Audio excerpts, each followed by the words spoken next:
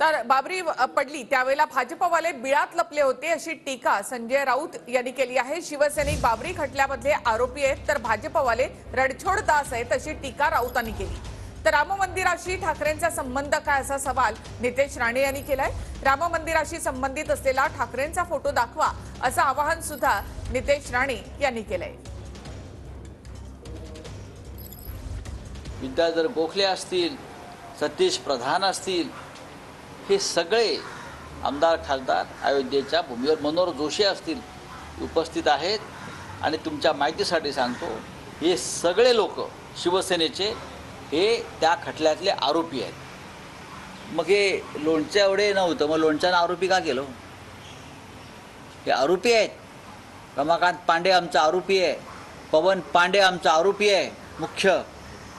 याला माहिती आहे का या माणसांना? काय हे कुठे होते? हे बिळात लपले होते तेव्हा।